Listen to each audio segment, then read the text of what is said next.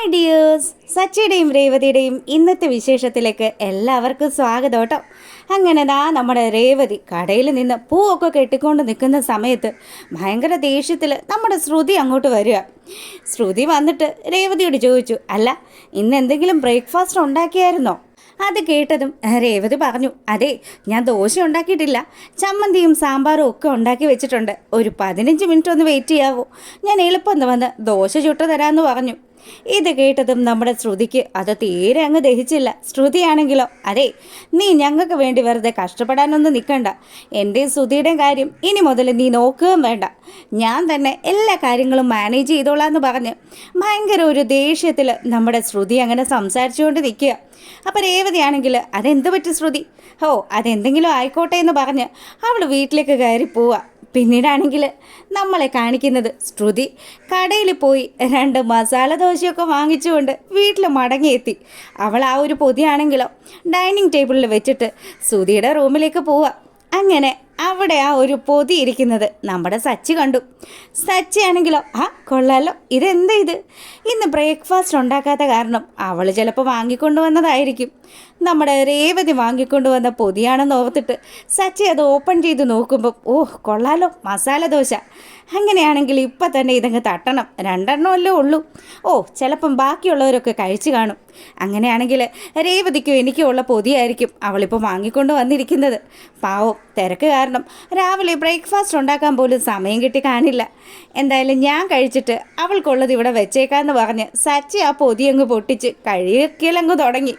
ഈ സമയമാണെങ്കിൽ റൂമിലെത്തിയ നമ്മുടെ ശ്രുതി, അതെ ശ്രുതി ഒന്നിങ്ങ് എഴുന്നേറ്റ്, ഇതെന്ത് കിടപ്പാ കിടക്കുന്നത്, എന്താ കാര്യമെന്ന് ചോദിച്ച് ശ്രുതി എഴുന്നേറ്റ് വരുമ്പോഴത്തേക്കിനും ഞാനേ ശ്രുതിക്ക് ഒരു സർപ്രൈസ് കൊണ്ടുവന്നിട്ടുണ്ട്. സർപ്രൈസോ? എന്താ?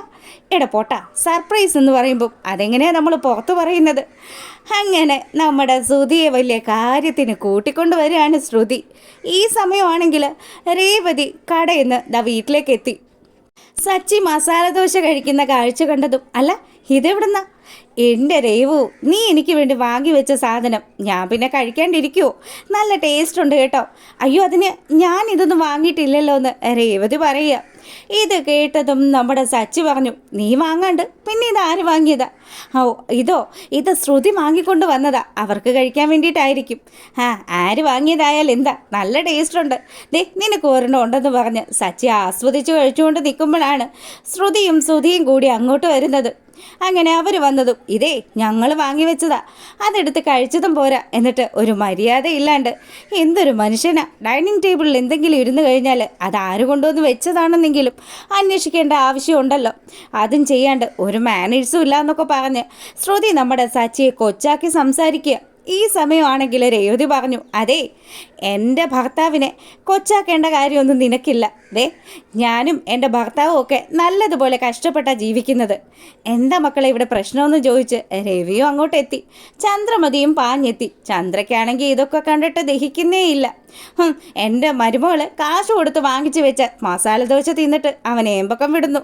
എടാ മര്യാദയ്ക്ക് ഇനിയെങ്കിലും ഒന്ന് ജീവിക്ക്, നിനക്ക് നാണം ഉണ്ടോടോ എന്നൊക്കെ ചോദിച്ച് നമ്മുടെ സച്ചിയെ മോശമായിട്ടൊക്കെ ചന്ദ്രമതി സംസാരിക്കുമ്പം രേവതിക്ക് അത് തീരെ ഇഷ്ടപ്പെട്ടില്ല. നല്ല മറുപടിയും രേവതി കൊടുക്കുന്നുണ്ട്. അങ്ങനെ ചന്ദ്ര കലിമൂത്ത് 2 ആളെയും നോക്കി ദഹിപ്പിക്കുന്ന. അങ്ങനെ ആ ഒരു സീൻ കഴിഞ്ഞതും ചന്ദ്രമതി നേരെ പോവുക ആത്മസുഹൃത്തിൻ്റെ അടുത്തേക്ക്. ഭാമയടി, വീട്ടിൽ ഭയങ്കര പ്രശ്നമാടി, ആ സച്ചിയെ കൊണ്ട് ഒരു രക്ഷയില്ല, അവൻ എങ്ങനെയും ഒന്ന് ഒതുക്കണമല്ല, നീ എന്തെങ്കിലും ഒരു ഐഡിയ പറഞ്ഞതാടി. നീ എപ്പോഴും ആ സച്ചിയുടെ പിന്നാലെയാണല്ലോ പോകുന്നത്, നിൻ്റെ മറ്റു 2 മക്കളും അത്ര വലിയ കേമന്മാരാണോ? ശരിക്ക് പറഞ്ഞാൽ സച്ചി അങ്ങനെ ഒരു പ്രശ്നക്കാരനൊന്നും അല്ല. പിന്നെ നിനക്കല്ലേ അറിയാവുന്നത്. അവൻ കുട്ടിക്കാലം മുതലേ ഭയങ്കര വഷളായിരുന്നു, അവനെ സഹിക്കാൻ പറ്റാത്ത അവസ്ഥയില്ല. അതിന് പറ്റിയൊരു പെണ്ണിനെയും കിട്ടിയിട്ടുണ്ട്, ഒരു പൂക്കാരി, അവിടെ ആട്ടമാണ് സഹിക്കാൻ പറ്റാത്തതെന്നൊക്കെ ചന്ദ്ര ഭയങ്കരമായിട്ടിങ്ങനെ രേവതിയെ കുറ്റപ്പെടുത്തി സംസാരിക്കുമ്പോൾ ഭാമ പറഞ്ഞു, ഒരു കാര്യം ചെയ്യാം, വിളിക്കാം. ഞാൻ രാവിലെ ഒന്നും കഴിച്ചിട്ടില്ല. നമുക്കേ ആ കാണുന്ന റെസ്റ്റോറൻറ്റിൽ കയറിയിട്ട് എന്തെങ്കിലും ഫുഡ് കഴിച്ചാലോ? ഓ, ഇവളുടെ ഒരു ആക്രാന്തമെന്ന് പറഞ്ഞ് ചന്ദ്രമതി ഭാമയുടെ പിന്നാലെ പോകുമ്പം നമ്മുടെ സുധി അവിടെ ഓർഡറൊക്കെ എടുത്ത് അങ്ങനെ നിൽക്കുക. ആൻറ്റിയും അമ്മയും കൂടി വരുന്ന കാഴ്ച കണ്ടതും സുധി അവിടെ നിന്ന് പറന്ന് അവിടെയുള്ളൊരു കർട്ടൻ്റെ പിന്നിൽ പോയി ഒളിച്ചു നിന്നു. ഈശ്വരാ, ഇനി ഞാൻ എന്ത് ചെയ്യും? ഇന്നത്തോടു കൂടി എൻ്റെ എല്ലാ ഇടപാടും തീരുമല്ലോ എന്നൊക്കെ പറഞ്ഞ് അവൻ ടെൻഷൻ അടിച്ച് നിൽക്കുക. ഈ സമയമാണെങ്കിൽ നമ്മുടെ ചന്ദ്രമതി, അല്ലടി ഭാമേ, നീ ആ ഐഡിയ പറഞ്ഞതാ, എന്നിട്ട് എന്തെങ്കിലും കഴിച്ചാൽ പോരെ? എൻ്റെ ചന്ദ്രയെ ആദ്യം എൻ്റെ വിശപ്പ്, അതിനുശേഷം മാത്രമേ എന്ത് കാര്യമാണേലും ഞാൻ സംസാരിക്കുള്ളൂ എന്നും പറഞ്ഞ് രണ്ടുപേരും ആ ഒരു ചെയറിലിരുന്നു. അതിനുശേഷമാണെങ്കിലോ വെയിറ്റർ എവിടെയെന്ന് ആലോചിച്ചുകൊണ്ട് നിൽക്കുകയാണ് നമ്മുടെ ഭാമ. അപ്പോൾ സുധിയാണെങ്കിലോ അവിടെ മറഞ്ഞു നിന്ന്, ഓ ഇനിയിപ്പോൾ ഇന്നിവരിത് തീറ്റിയൊക്കെ കഴിഞ്ഞ് പോകുമ്പം ഒരു സമയം ആകുമല്ലോ, ഞാൻ പെട്ടത് തന്നെയാണെന്നൊക്കെ പറഞ്ഞ് ആലോചിച്ച് വിഷമിച്ച് നിൽക്കുക. വെയിറ്ററെ കാണുന്നില്ലെന്നും പറഞ്ഞ് അതിൻ്റെ ഓണറാണെങ്കിൽ കിടന്ന് ബഹളം വെക്കാൻ തുടങ്ങി. ഈ സമയമാണെങ്കിൽ, അല്ല ഇത് എത്ര നേരമായി, ഇത് ഇത്രയും നേരമായിട്ടും ഇവിടെ വന്ന് ഈ ഓർഡർ എടുക്കാൻ തനിക്ക് മര്യാദ ഇല്ലടോ എന്നൊക്കെ ചോദിച്ച് അവിടെ വന്ന പയ്യനോട് മെക്കിട്ട് കയറിക്കൊണ്ടിരിക്കുക നമ്മുടെ ഭാമ. സുധി കാല് പിടിച്ചതനുസരിച്ചാണ് ആ പയ്യൻ വന്നിട്ട് ഇവരുടെ ഓർഡർ എടുക്കുന്നത്. അങ്ങനെ ഇവർക്ക് 2 സെറ്റ് പൂരി മസാലയും ഒരു കോഫിയും വേണമെന്ന് പറഞ്ഞ് അയാളോട് പറഞ്ഞ് അവരങ്ങനെ വെയിറ്റ് ചെയ്ത് നിൽക്കുമ്പോൾ ഭാമ പറഞ്ഞു, അതെ ഞാനേ ഒന്ന് പോയി കൈ കഴുകിയിട്ട് വരാം, നീ ഇവിടെ ഇരിക്കുക കേട്ടോ എന്ന് പറഞ്ഞ് അവൾ വാഷ്റൂമിലേക്ക് പോവുക. ഭാമ അങ്ങ് എഴുന്നേറ്റതും, ദൈവമേ ഈ പെണ്ണുമ്പുള്ള ഇത് എങ്ങോട്ടാണ് വരുന്നതെന്ന് പറഞ്ഞ് സുധിയാണെങ്കിൽ കിടന്ന് നെട്ടോട്ട് ഓടാൻ തുടങ്ങി. അമ്മയും ആൻറ്റിയും ഒക്കെ കണ്ടു കഴിഞ്ഞാൽ പണി പാളുമല്ലോ. അങ്ങനെ ദാ നമ്മുടെ ഭാമ വാഷ്റൂമിൽ വന്ന സമയത്ത് സുധി നൈസായിട്ട് അവിടുത്തെ ടോയ്ലറ്റിൽ കയറി.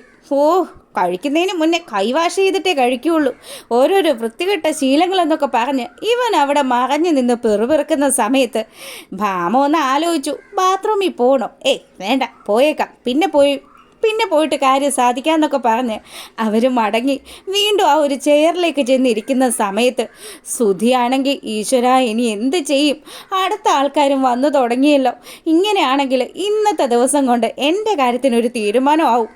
ഇത്രയും നാളും ജോലി ഇല്ലെന്ന് പറഞ്ഞായിരുന്നു, ഇപ്പം കിട്ടിയ ജോലി ഇങ്ങനത്തെ ഒരു ജോലിയാണെന്ന് അമ്മ എങ്ങാനും കണ്ടുപിടിച്ച പിന്നെ തീർന്നു. ശ്രുതിയും അമ്മയും കൂടി ചേർന്ന് എൻ്റെ കാര്യത്തിനൊരു തീരുമാനമാക്കുമെന്നൊക്കെ പറഞ്ഞ് ടെൻഷൻ അടിച്ച് നിൽക്കുക. ഈ സമയമാണെങ്കിലോ അതിൻ്റെ ഓണർ, അല്ല സുധി എവിടെ? സുധിയുടെ പേര് ഉറക്കെ വിളിക്കുക. ഓ, നാശം പിടിക്കാനായിട്ട് ഇയാൾ എന്നെ കാണിച്ചു കൊടുക്കുമല്ലോ എന്നൊക്കെ പറഞ്ഞ് വിഷമിച്ചു നിൽക്കുന്ന നമ്മുടെ സുധിയെ കാണിച്ചുകൊണ്ടാണ് ഇന്നത്തെ വിശേഷം അവസാനിക്കുന്നത്. ഇഷ്ടമായാലും ലൈക്ക് ചെയ്യണം കേട്ടോ.